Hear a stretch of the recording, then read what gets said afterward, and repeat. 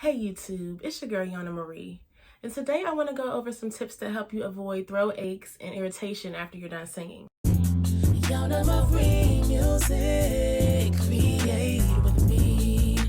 Did you know that singing is actually a form of exercise? In the same way you can get aches and pains from exercising wrong, you can get the same aches from singing wrong. So when you're thinking about exercising your voice, the first thing you need to know is when you're singing, you're using the muscles in your larynx. So you're working out your vocal muscles. So when we're using our vocal cords casually, like me speaking to you right now, you're not really working out the vocal muscles in your larynx because you don't need to work that hard for talking at speech level. But when we sing, as singers, we start working those muscles pretty hard, and sometimes we get tempted to overwork those muscles to the point that after we're done singing, or even when we're singing, our voice gets tired, our throat is hurting. You might be feeling tightness in your throat, and yes, this can go away after some time, but what if you're in the middle of a series of gigs and you need to have a healthy voice throughout a long period of time, over months? So I want to share some tips that can help you avoid this problem in the long run, especially if you're singing professionally. You can run into this issue a lot, and you want to be making sure you're singing properly.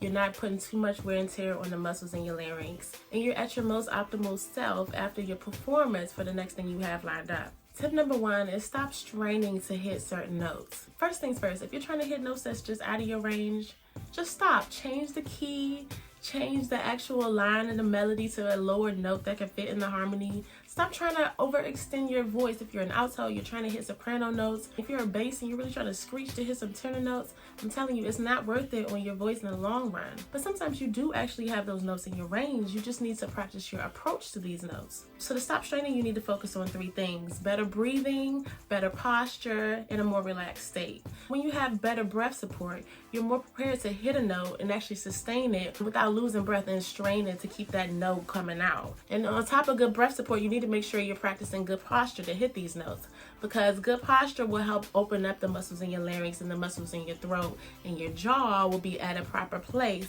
And if you're slouched, if you're in a weird position, those notes can't flow through you. That breath can't flow through you easily, so you'll begin to strain and possibly overwork your vocal muscles. And on top of that, you need to make sure the muscles in your mouth, the muscles in your larynx, and your tongue especially is not filled with any tension, because that can also cause you strain. So check out some links in my description. I'll provide for those three elements if you need some step-by-step help on how to get those things better. Number two is to just generally stop singing so harshly and so hard. I know sometimes your genre, your style of music might call for belts, but make sure you're not belting all the way through. Make sure you're in a room where the acoustics are good enough, where your mic is picking up enough for the audience to be able to hear you.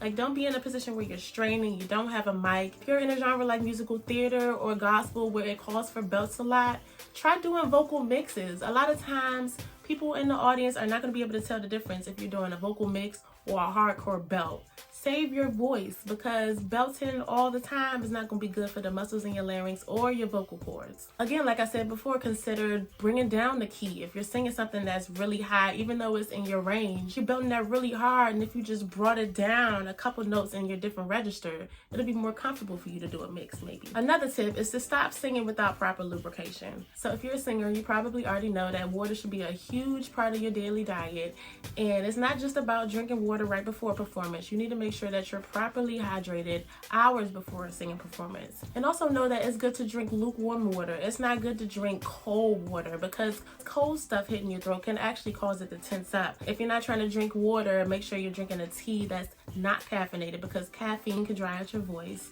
Make sure you're not drinking alcohol, because alcohol can dry out your voice. So if you want to drink something safe and easy, just drink some room temperature water, and drink plenty of it throughout your day, so you don't have to go hurry up and rush to drink water before a performance. Another tip is just to stop singing for too long. I know we can get excited about singing for hours on end, especially if we're in the beginning stages of our singing careers, but sometimes you gotta let it go. Let yourself go on vocal rest. Take a break. Go back to speaking voice level. Go back to even singing quieter. But singing hardcore all the time, no matter if you're doing it with good posture, good breathing, no tension, it's still damaging. It's too much of anything is not good for you. So too much singing is not going to be doing good for your voice. If you're doing gigs, make sure you space them out a certain way. I sing from home a lot in my studio because I'm a session vocalist, but I wouldn't set myself up to be in the studio doing gigs back to back to back. Like, I like to break it up with a little bit of singing, take a break, do some writing, do something else with my website. I'm not going to just be singing gig after gig, because by that third gig, I'm going to be out of breath, I'm going to be tired, my voice is not going to be sounding 100%, I might be having some throat irritation or actual pain, and it's not worth it. Make sure you're spreading things out. Spread your rehearsals out, spread your performances out. And if you're the type of person like me that is singing subconsciously around the house, in the shower, in the car, it's fine to do, but try to keep it at speech tone level. And my last tip is for singers to stop avoiding vocal cool downs. Now everybody knows as a singer you're supposed to warm up your voice before you sing, but not enough singers are cooling down. Not enough singers are winding their voice down back to speech tone level. And this can cause you to actually be overworking your voice when you're speaking after singing. So vocal cool downs helps you get your body into a more relaxed state after you're doing some hardcore singing. And it only takes about 5 or 10 minutes at most, so it's not going to take up a whole chunk of your day. It includes simple exercises like lip trills, vocal sirens, upper body stretching, making sure you're massaging the muscles in your throat, the muscles in your jaw, and helping just to get your body more centered and more relaxed. This can help you avoid irritation or tightness or a scratchy throat that you might get after a large performance. So if you're watching this video right now and you freshly got a sore throat after you just were singing, try some throat coat tea. I got a link in my description to that as well, but I use that all the time to get my vocal passages right. It's kind of like good tea for somebody that's just going through a cold or a flu, but it really works well for overworked vocals. Thank you for tuning into my video. Subscribe to my channel if you enjoyed this content, and visit YonaMarieMusic.com for more tips. See you next time.